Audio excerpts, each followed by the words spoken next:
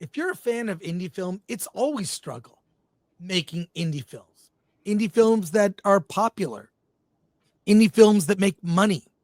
So all I can say is for those struggling in Hollywood, welcome to the party. That's the story of independent film. And I think it's time we talk to the filmmakers behind the death of Snow White, a fractured fairy tale coming soon to theaters. Hey, how's it going, everyone? Thank you for joining us. We have the death of Snow White. We have the evil queen, uh, uh, played by Chelsea Edmunson. We have Snow White, played by Sanae Loutsis. Is that correct? Sanae, but Sanae. it's a no Sanae. problem. Okay. And Jason Brooks, writer, director, also played the Huntsman Gunnar. How are you all doing today? Doing good. Great. Thank you for having us. We are so happy to have you both. I saw the film at the premiere. I was fortunate to get an invite. Wow. This movie is so fun with an audience. So fun. I want to show our audience the trailer in a little bit. We've got almost 2,000 people watching live. Tell me, Jason, where did this project come from? How'd you pull this together? And your timing could not be better on the release. Thank you so much. Actually, Sean Loutsis, our executive producer, came to me with the idea. He and his daughter, Sanae, were sitting around the table with some family, and they were talking about Snow White and the movie and how they wish that Sanae could play Snow White. And Sean was like, wait a minute, we make movies. Why don't we do it? So he came to me and asked me if I would make a Snow White movie. And I said, only if it could be kind of dark fantasy horror. And he said, of course. And so Naomi, my partner, and I, we got together, started writing it for a few days and brought it to the team, and everyone loved it. So we moved forward. And this is not, I should just say, this is not your Disney Snow White. No. This is violent. It also has real human dwarves, little people. It's, dare I say, sexy. And it's for adults. This is hard R. And also incredibly fun. So, Sanae, you were really the inspiration for this whole project. Yeah, my dear sister-in-law, she's like one of my best friends. We are just always talking about like pop culture and stuff. So we were just talking about the Disney Snow White, and she was like, Sanae, you should have played Snow White. And I was like, whoa. I don't work for Disney, but that would be cool. I'm not gonna lie. So yeah, and then all of that happened, and now we're here, and we made a movie. So pretty cool. And you really embody the spirit of Snow White, her pure goodness. And even there's a shot in the film with you playing with baby raccoons that just happened. They're so precious. It was like one of the most magical experiences of my whole life, really. Like those were moments where I was like, wow, I know I'm like playing a princess, but like I feel like a princess like IRL right now. And it's like they were just so adorable. Like I will never forget that day. One of the best days of my life. And Chelsea, let's got to talk to you about Evil Queen. Wow, you really embodied the Evil Queen, and in every instance, just went for it. Your performance is, it's pure evil and over the top, and I love it. And you were really bold in your performance, if dare I say. Thank you. Fantastic, yeah. Tell me about like getting into that role. It was so fun. I just have been saying it was like therapy, like any internalized like feminine rage that I had. I was just like unleashed it through the character. So I felt way better when it was over. I feel like it's like 10 years of therapy in one role. And oddly enough, there's been a lot of controversy about this other Snow White movie. But having attended the screening and the Q&A after, you, Sanae, and you get along really well. Oh, yeah. I love Sanae. You're friends from Yeah. Well, It's Sanaya actually really wanted me to get the job and was vocal about that, so I have her to thank. You know, she was very supportive of me being cast. So you know, I better be nice to her because I got a great role. Well, I want to show for those in our audience that have not seen the trailer, we've posted it on our own trailer channel just to help promote because, you know, that's what we do. We have Film Threat trailers. It's new independent film trailers posted every day. And we have the Death of Snow White trailer here. Let's watch it with our audience because I really want them to experience this, get a taste anyway of this film. Mirror hanging on the wall. I am the fairest of them all. Oh yes, you are fair, it is true. But we both know Snow White is more beautiful than you. What are the Huntsmen doing out here? She will not survive the Dark Forest alone, and we cannot risk sending my men out. Find her now! We captured her, Michael, but we were ambushed. You mean she got away? Protecting her. The dwarves? Have they all gone mad? They do appear to be quite mad.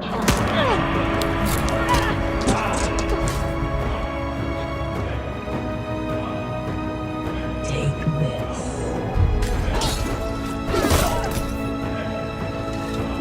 Snow White! Snow White!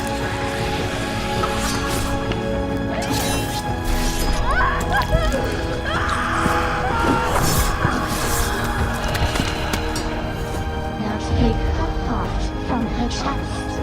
And then... I shall have it all.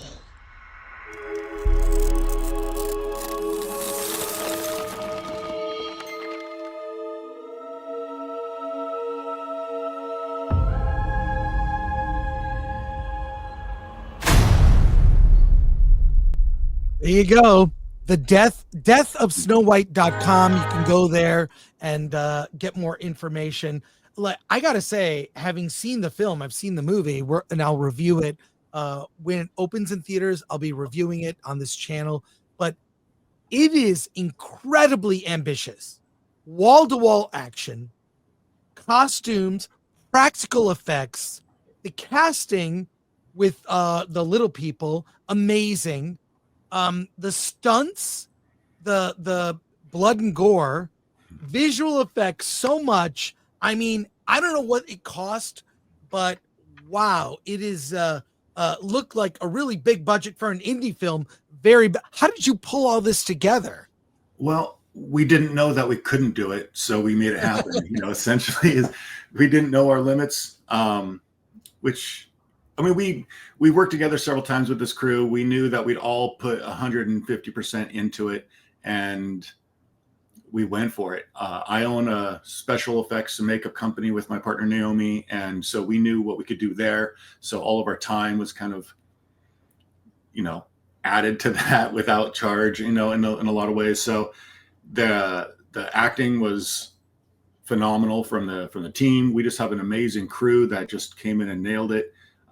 From stunts to set design and everything. The music from Andrew Scott Bell. It just really, we're able to come together and by hiring people who are passionate about film and the project, and they were not just there for a paycheck. I think we were able to pull off something amazing.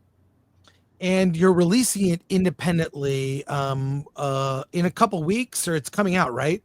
Yeah, it's coming out in a couple of weeks. I have a meeting later today to find out when, I hope. But yeah, it was supposed to come out Friday. It looks like the distribution, they're strategically pushing it by a couple of weeks to do some things. But new trailer should be coming out very soon. And then we'll get the theater release rolling in looks like the beginning of May. And hopefully that'll just keep expanding. If people go and see it and watch it and help support it, then we'll start seeing it in a lot more places. By the way, the chat is on fire right now. I don't know if you know what the word simping means, but there's a lot of that happening in the chat, a lot of love in the chat. And I want to go to questions from our live audience here. But one final thing. I mean, look, it's not just the performances, the ambitiousness of this production. It's really well written. And some might argue more true to the actual fairy tale than Disney's version. What went into the writing to really elevate it and change it from the version most people are familiar with? Most people are familiar with Disney. So what went into that? Well, we basically, Naomi and I went back to the Brothers Grimm story and said, it's a very short story. So we took that and said, what do we want to expand on? What has not been told yet? And what do we think would be interesting? So we kind of delved into some of those pieces and storylines to say, well, I want to know more about this character or why this particular moment that we all know and love is important. And we just kind of explored some of that. And while keeping the main points of the story that everyone knows and loves intact. Well, I saw that other Snow White movie. I know we're not going to compare at all, but I thought that one was kind of boring. This is nonstop action from beginning to end and sets up and pays off. So many other minor characters have their moments. It was, I mean, I'm sure there's a director's cut that's much longer, but what you packed in to something under 2 hours is just so admirable. Thank you so much. Yeah, the original cut was over 2 hours long, but we all know that we got to get it down to that magic number, so we cut quite a bit. Maybe someday you'll get a director's cut, Jason. Yeah, that would be fun. It'd be fun to get everything back in and more blood, more gore, more kills, more. Yeah. The evil, real quick, but where did you film Death of Snow White? This is all done in Woodinville, Washington, which is about 45 minutes north of Seattle, and a little bit in Idaho. So, well, we have a lot of questions in our chat. You can see the live chat going here. Alan, if you would help me out, let's get some of these questions from our audience. All right, from Savior Cross, question for the filmmakers: what theme of Snow White attracted you to the story itself? That would be, I think, a little bit of the love story and making it slightly different than what we know. And then of course the Queen's obsession with beauty. Those two things I think kind of help drive some of a lot of our decisions. And you'll see the Queen's obsession is a little bit out there. Yeah. All right, Chelsea, I'm very interested in this movie. I hope it's playing in an indie theater in my town. Cool. I hope so too. Nerd far away. Hail movie makers. What was your approach to costuming for this movie? Honestly, my approach to costuming is very simple. I like putting things together that are cosplayable. I was a big nerd growing up, and I wanted to go to conventions, and I like seeing people who are paying homage to films and stuff they like. And so and again, Naomi and I kind of got together and we decided to go look at costumes in each character and what would represent that particular character, what would be cool, what has not been done, and what would be recognizable at a convention. If we went to Comic-Con and saw a Snow White with a little X on the cheek and covered in blood, we'd know who they're cosplaying, and then with the Queen, with the gold and all that, it's just, that's kind of our approach. All right. Razorburn, did all of you grow up on horror? Fave genre of horror? Ooh, fun. I'll let the girl girls go. Yeah. Sorry, Sanae, do you want to go first? Oh, okay. Nope, you are. I mean, I grew up not necessarily liking horror as much, just because I was really little and I was freaked out by everything. But I honestly being in horror movies is kind of where I grew to like horror movies, because I started off doing Friday the 13th fan films, and I didn't even know what that was at first. And then I watched them and I was like, oh, wait, these are kind of fun. And now I'm a really big horror fan. So. Yeah, I would say I had a similar experience. My mom did not like horror movies, so I didn't watch a lot of them young, except for maybe Gremlins. And I was scared of Gremlins. I thought they were gonna get me. But my dad would watch thrillers with us more, like Silence of the Lambs and things like that. And I would say that that's still kind of horror that has kind of a psychological thriller element is still my favorite. That's great. I was kind of in a religious, sheltered household growing up until my early teens, somewhere around 12 years old. I started watching horror movies. I did have my first horror movie at 8 years old at a babysitter's house on Halloween, watching Halloween. And that kind of scared me at the time. But yeah, I got into it in my teens and with Nightmare on Elm Street and Friday the 13th and all that. So. All right. Solomon Thornton asks, wow, they are way better Snow White and Evil Queen than the other one. What was the challenge for getting this film made? For me, it was timing and budget, which is, I think, every independent filmmaker's nightmare. And hiring LP actors, getting the timing to get everyone in one place. That's really what it was. It was, as you mentioned, a very ambitious film. We did it in 19 days. And to do that, it takes a lot of planning and really amazing team members to make that come together. All right, Red French Moon for 2. No CGI blood. Say no more. I'm in. Bravo, you 3. And speaking about that, is there a recipe for movie blood and industry secret? Why? Some people keep it secret.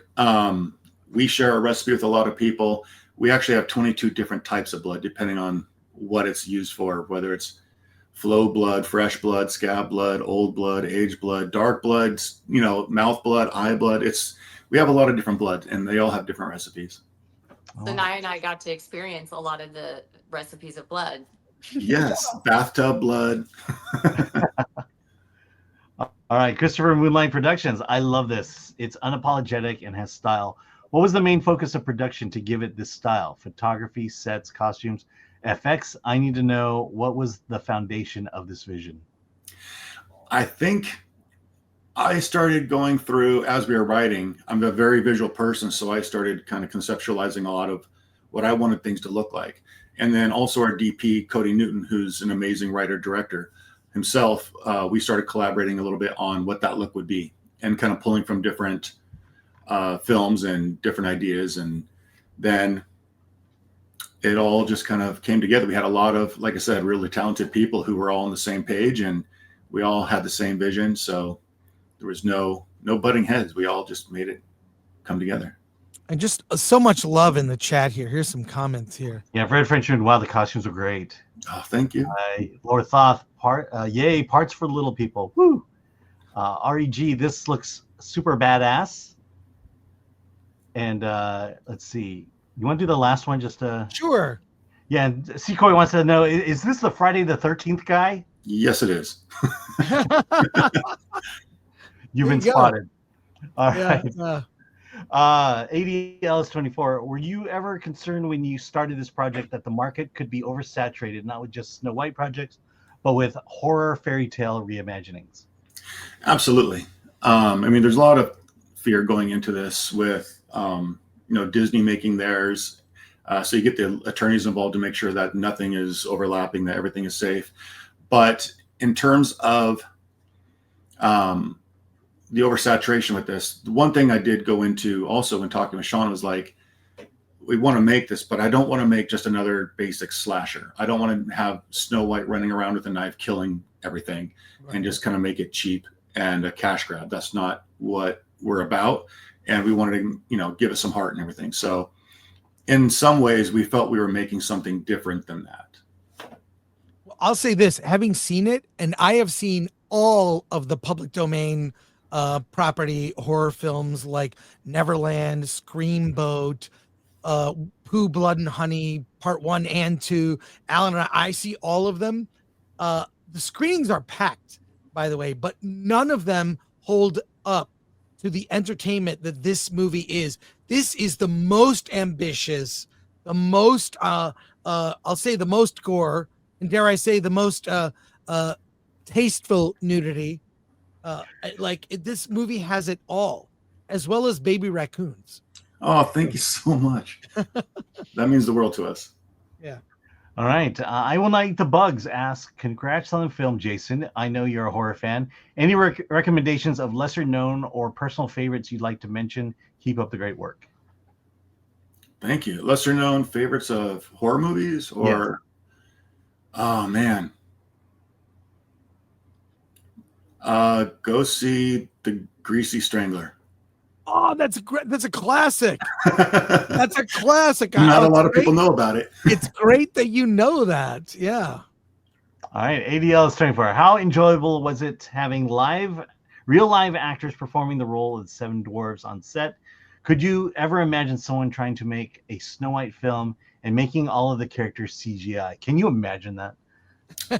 I cannot. I'll let these two answer how it was working with them. I mean, our whole like LP cast, they're amazing people. They're some of my favorite people that were on set in general. I hang out with a bunch of them actively outside of set these days because a lot of us are just around LA and stuff. But I mean, they're all like incredibly talented. And I mean, we all get very hung up on the idea of like, oh, like LP actors playing the dwarves is so cool. And it is. It's awesome that they're getting represented. But also, they're just amazing actors in general. Like, and they're all very, very talented, and I love them so much. I concur with Sanae. They're just amazing actors. Their characters are all very different from one another. That was my favorite part, and seeing how in the writing that was already there, they were already very distinct. But then seeing how each of them really took that and ran with it and made these characters their own, it's just so special. And it's, we've had the strikes and everything else recently. It's been slow, and actors need jobs. Like, actors need to be in projects and working. So I'm really proud that ours are real people playing roles. And I had an amazing time with them, and they're just fantastic people. All right, and last question. I will not eat the bugs. Was it easy securing distribution for the film in lieu of the negative press the Disney live action film was getting? In some ways, yes. Some people were very scared of, what would Disney do if we got this? Some people were afraid that, people are not going to want to see a Snow White because of what was happening with Disney. But then we also had the opposite, where people were like, this is brilliant timing. This is a perfect moment, and this could be really great for us. So we had some good options when talking to distributors. It's just the politics in the theaters and getting it in the actual theaters during the Disney run has kind of been proving difficult lately. So that's I will say that you could probably make the same amount of money that movie made. We keep hearing that, and we hope that is true. That would be amazing. We just got to make sure people are aware and go see it. So we appreciate you guys getting the word out. And if recent history proves accurate, I'll say I have been to all these fractured fairy tale horror films, and we've created a category at our annual award show. You probably don't know about it. It's called Award This. Go to awardthis.com. You are eligible in our category of public domain horror. So you might be going to the awards next year. It's for low budget indie movies. We give them acknowledgement. And every screening I've been to for these, the good and the bad, they are packed. If my theater is the AMC Burbank 16, there's a regular audience that's trained. When one of these movies comes out, boom, people are there. So I hope you'll do Q&As and promote the film. Go to deathofsnowwhite.com to get more info. Last minute question rolled in here, Alan. Yes, from Red French Moon. I need that movie as soon as possible. Is there a European release or a VOD release after the theatrical run? Yes, the VOD release is planned to start around July 1st. After the theater run. So we give it a little bit of time in the theaters and to let them run it, and then VOD starts then. All right. Is it too soon for a European release yet? Or no, we've had a lot of talk and interest in international markets. So there's a lot of demand for that. So it sounds like we will be out there as well. Well, let me just say thank you, Sanae, Chelsea, Jason, taking the time to talk to us today. Congrats on the film. Seeing it in a theater with a packed audience was a blast. It was a party. I mean, people were howling, screaming. It is nonstop action. I can't believe you did this on a low budget. It's insane. And I wish you all the success in the world. We will, I'm sure your publicist will let us know the exact release date, and we will let our audience know Don't miss this movie. Spread the word, the trailer. Congrats again. You really, truly, having gone there and seen your Q&A, you care about the audience. You really, I mean, everyone on that panel at the Q&A genuinely cares about the experience of the audience. I can't thank you enough. Any final words before we let you go? For me, just thank you. Thank you so much for having us on and supporting us and enjoying the film. It does mean the world to us with everything that we put in. So thank you. Thank you, everyone. And we just hope you love the movie. Yeah, a million times thank you. We're so excited for everyone to be able to see it. And yeah, thanks for having us on. Cool. Yeah. All right. Have a great day. Congrats again. Death of Snow White. Take care, everyone. Bye guys. Bye-bye.